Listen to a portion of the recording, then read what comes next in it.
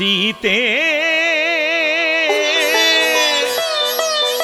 राम कथा हृदयम।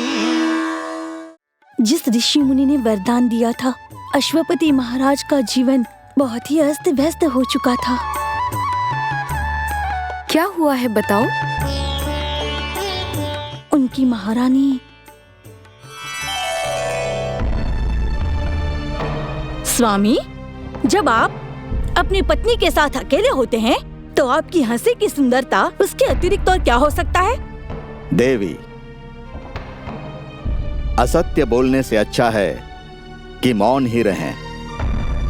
जब आप अपनी पत्नी के साथ अकेले होते हैं तो आपकी हंसी की सुंदरता को क्या हो जाता है, बताइए, मुझे जानना है उस बारे में।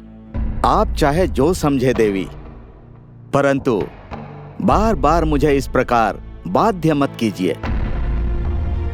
यानी कि आप बताना नहीं चाहते? मैं आपको कितनी बार बताऊं देवी, आप चाहे कितनी भी हट कर लें, मैं नहीं बताऊंगा, बता ही नहीं सकता। इस बात को यहीं समाप्त कीजिए। बात समाप्त करने के लिए कह रहे हैं क्या?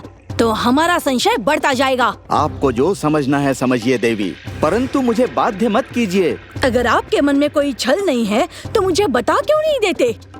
छल है? अपनी पत्नी के होते हुए आप किसी दूसरी स्त्री के साथ रास लीला रचा रहे हैं, क्या ये छल नहीं है? इसलिए आप हंस रहे हैं। ऐसे महान कर्मों की सच्चाई अपनी पत्नी से कहने का साहस भला किसमें होता है? देवी, कितने अनुचित विचार हैं आपके। मेरे विचार अनुचित है या नहीं ये मैं नहीं जानती, समझे? देवी, आप मेरी धर्म पत्नी हैं। मेरे चरित्र के बारे में आपको इस प्रकार संदेह हो सकता है, मैंने कभी सोचा नहीं था। तो आपको सत्य बोलने में आपत्ति क्या है? मुझे समझने का प्रयास कीजिए देवी, मैं कुछ छुपा नहीं रहा हूँ। यदि मैंने अपने हंसी का कारण बता दिया तो मेरी मृत्यु हो जाएगी। मैं आप पर विश्वास नहीं करती। सत्य छुपाने के लिए झूठा स्वांग रच रहे हैं आप, मैं जानती हूँ। सत्य बताइए। पति की मृत्यु से अधिक आपको अपने संदेह निवारण की बहुत चिंता है। कैसी पतिव्रता स्त्री हैं? आपको कारण बताना ही होगा स्वामी, नहीं तो मैं अपने प्राणों की आहुति दे दूंगी। एक दिन का समय देती हूँ मैं आपको, तब तक अगर बता दिया तो ठीक है, नहीं तो इस महल में मेरी मृत्यु देखेंगे और उसका कारण आप होंगे।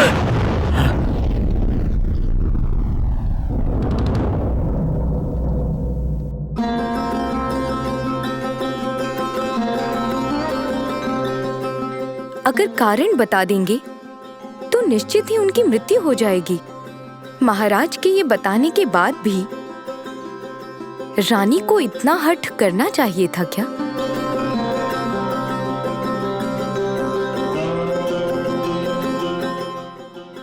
श्वेतकीर्ति मांडवी, उनके पत्र में इसी विषय के बारे में लिखा है बहन। पति की मृत्यु की चिंता नहीं है, लेकिन उन्हें पूर्ण सत्य जानना है। क्या एक पत्नी के यही लक्षण होते हैं? फिर आगे क्या हुआ बहन?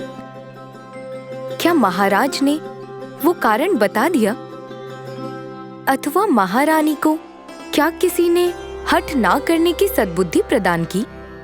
क्या हुआ आगे? दोनों में से एक भी नहीं हुआ। अर्थात?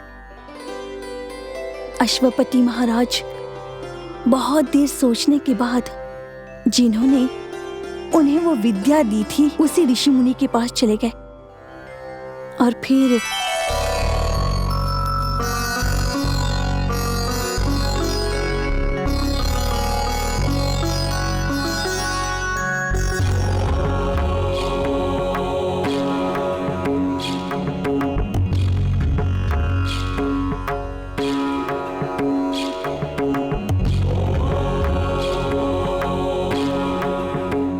मुनिवर को मेरा अनंत अनंत प्रणाम।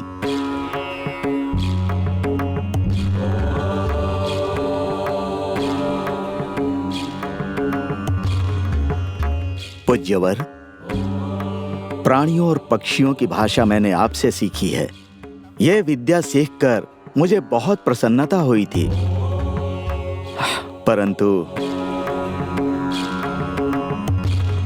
परंतु क्या आप आधे में रुक क्यों गए राजेंद्र? वो विद्या आज मेरे संकट का कारण बन गई है। वो क्यों? क्या हुआ? इस रहस्य के विषय में आपने किसी को बताया क्या? नहीं पूज्यवर, ये रहस्य मैंने किसी को भी नहीं बताया है। नहीं बताने के कारण ही आज मैं संकट में पड़ गया हूँ। कैसा संकट? किसको प्राप्त हुआ है? पूज्यवर, कल मैं अपनी पत्नी के साथ एकांत स्थान पर था और 2 चींटियां आपस में अटखेलियां कर रही थीं।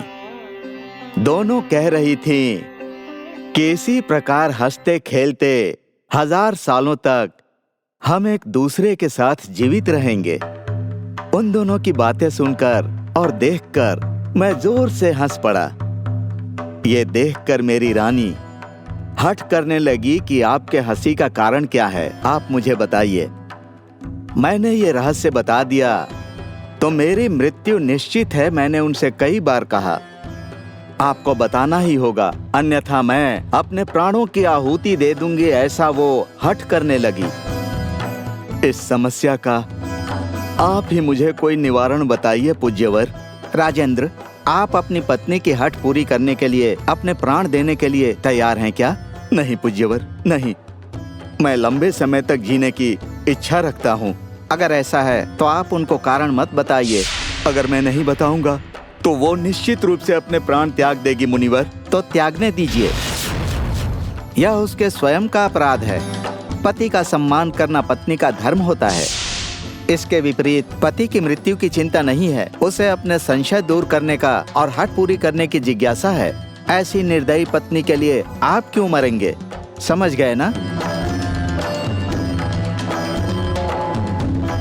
अब जाइए महाराज, आपका मंगल हो।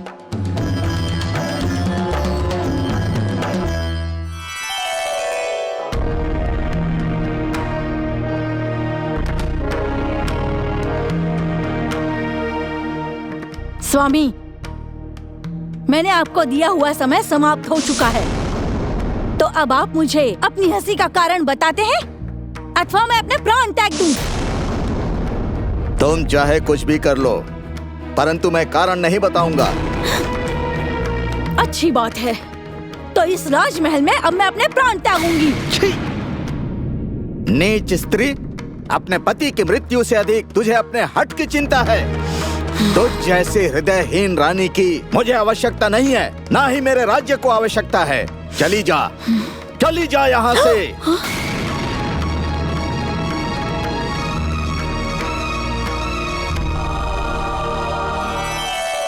इसका अर्थ है अश्वपति महाराज ने अपनी रानी का ही त्याग कर दिया। हाँ बहन, बेचारे अपनी पत्नी को खोकर उन्हें अपना प्राण बचाना पड़ा। 2 छोटी छोटी चींटियों का संभाषण राज्य दाम्पत्य के लिए विष बन गया। कितनी विचित्र बात है। ये सुनकर मुझे भी आश्चर्य हुआ। ऐसे आश्चर्यजनक विषय इस जगत में कितने सारे होंगे। मुझे रानी ही अनुचित लग रही हैं। उन्हें इस प्रकार हठ नहीं करना चाहिए था।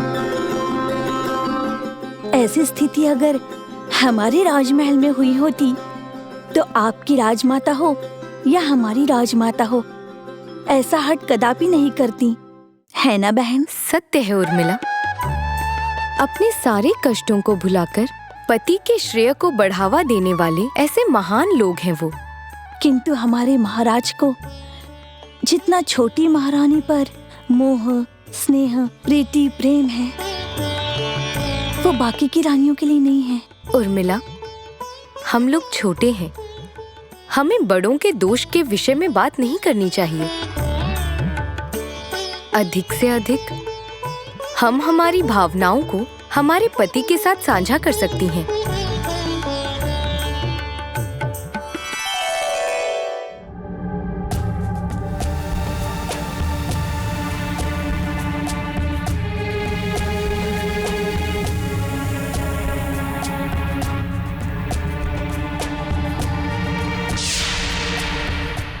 सूर्यधमा, मैं आपको विजय प्राप्त करने का अवसर प्रदान करता हूँ। अब तक आपने रावण से कभी भी युद्ध नहीं किया था। हाँ, रावण से युद्ध करके विजय प्राप्त करने का, रावण को युद्ध में पराजित करने का अवसर नहीं प्राप्त होगा। हे दशानन, मैं आपसे युद्ध जीतकर तीनों लोकों में प्रसिद्धि प्राप्त करूंगा। अब मेरे शस्त्रों के प्रयोग का सामना कीजिए।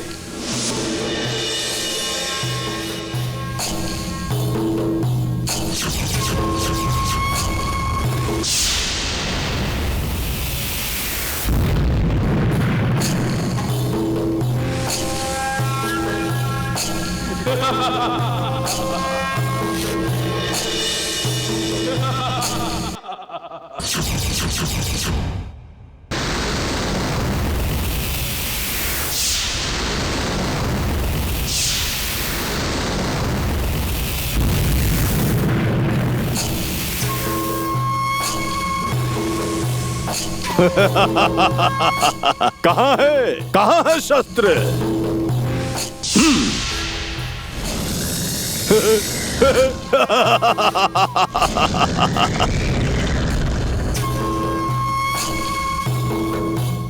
ये सुरधमा कहाँ चला गया? मेरे साथ युद्ध करके प्रसिद्धि प्राप्त करेगा। डरपोक, डरपोक कहीं का है। सीते राम कथा हृदयं